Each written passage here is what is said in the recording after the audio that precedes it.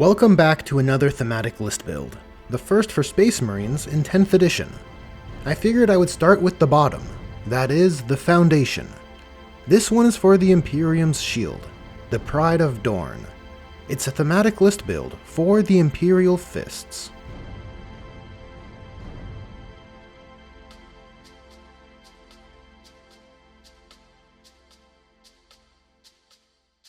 Typically this would be the segment where I rate the subfactions' rules, and while GW is trying to blur the lines of subfactions, the Imperial Fist detachment is without doubt the Anvil Siege Force.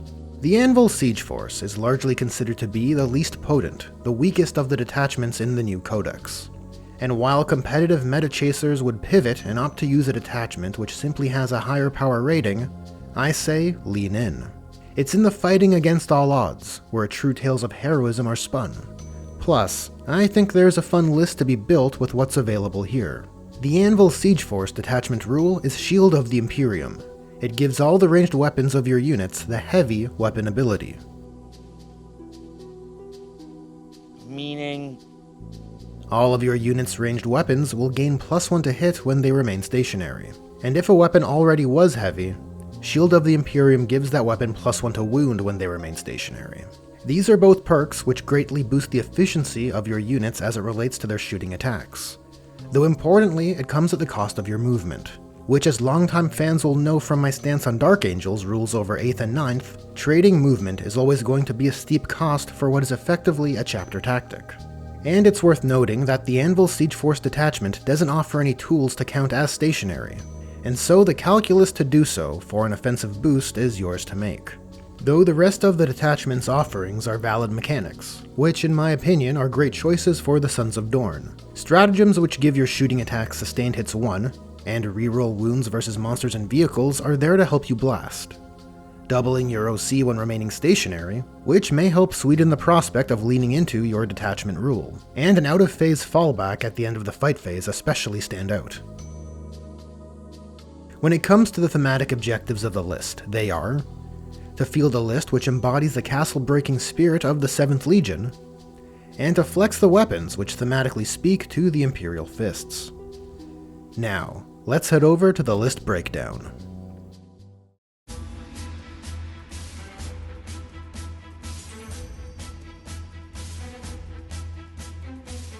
Since this list is designed to siege the enemy, I think it's best to start with the elements which will strike from a distance, and move through the units of the list relative to their range of engagement. So let's start with the backliners. Holding down the backline are 3 Whirlwinds, each equipped with a Vengeance Launcher, Stormbolter, and Hunter-Killer Missile. The Whirlwinds are here to rain death upon your foes. The Vengeance Launcher is a 72-inch D6+3 blast indirect weapon, which is primed to remain stationary and gain the benefits of Heavy, which will keep this indirect weapon hitting on 3s instead of 4s. Between the 3 of them, your opponent won't simply just be able to keep a backline unit on an objective. Plus the 3 Whirlwinds do a great job of screening your backline as well. And should circumstance demand, the 3 once per battle Hunter-Killer Missiles offer a legitimate, if limited, threat to direct assaults. Next up are the midliners. The star battle line unit of this list is a squad of heavy intercessors, taken at their max size, with 2 of the Marines taking heavy bolters. It gives you 30 wounds of toughness 6 power armor. It also gives you 16 heavy bolt rifle and 6 heavy bolter attacks, all of which already are heavy, and so if they stand still, they'll benefit from the +1 to wound, afforded by the detachment rule. Next up are a squad of 6 aggressors taken with Boltstorm gauntlets. Aggressors are a great pick for any Space Marine army right now, but they shine especially well for the Sons of Dorn. I mean, what's more emblematic than a Marine with 2 bolt weapons and 2 power fists? Following that trend, this unit will have 2 leaders. The first is an Apothecary Biologus. He brings 2 valuable abilities.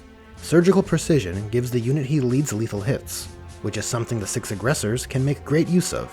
And Vivispectrum bumps his OC to 9 if his unit destroys an enemy unit in melee, which is something the aggressors are more suitable to do compared to the heavy intercessors.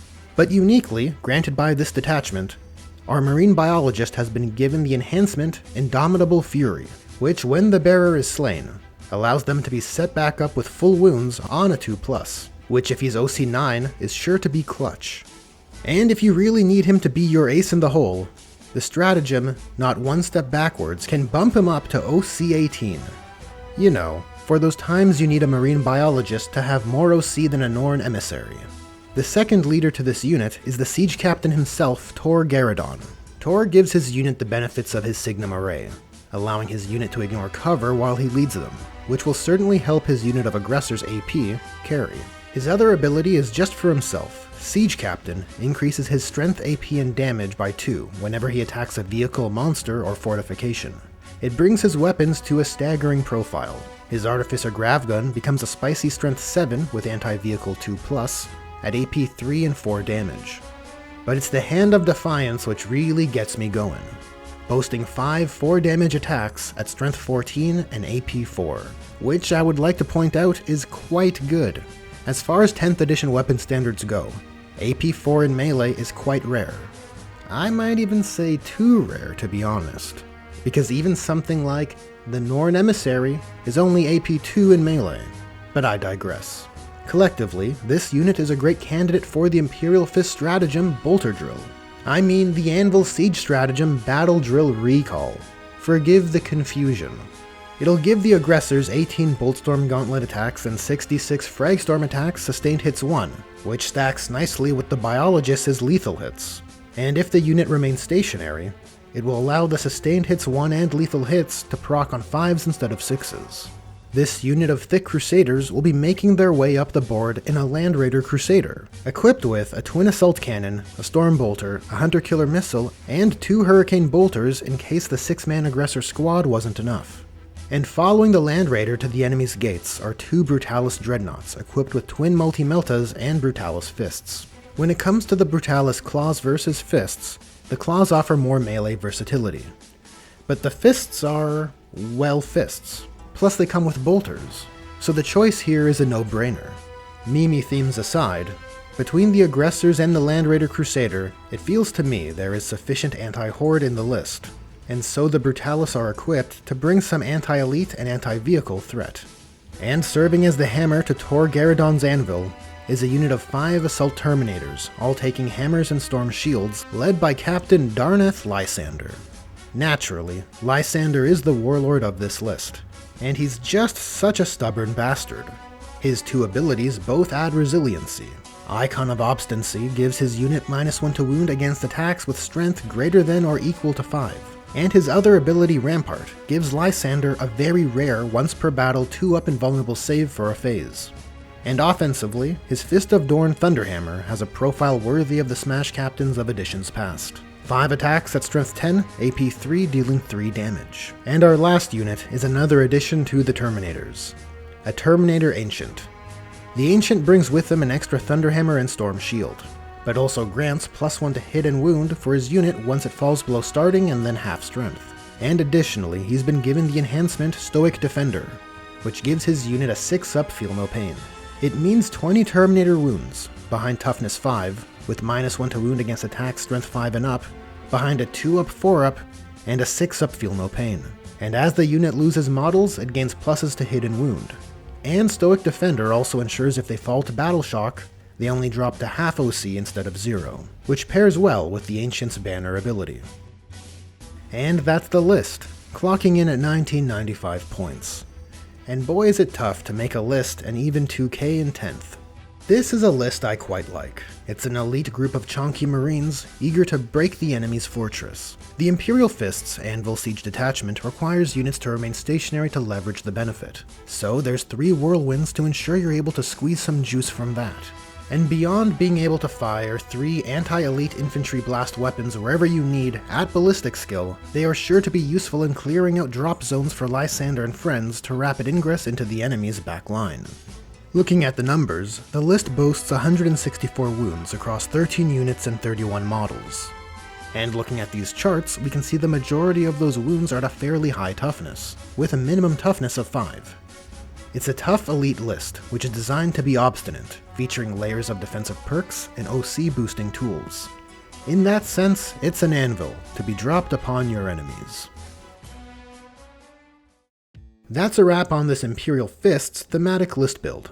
Thanks for watching, and a special thanks to my patrons. If you like these videos and want to support what I do, consider becoming a patron or channel member. It's thanks to them I'm able to produce videos like this, which is why they have a place on the Roll of Honor. Much thanks to Julius Maximus, as well as my other generous patrons and channel members. There are certainly more ways to go about creating thematic lists, and so I invite you to share yours in the comments. And comment below with what factions you would like to see for future thematic list builds. Anyways, there are buttons for liking, sharing, and subscribing. So press the buttons you want to press, and I'll catch you in the next one.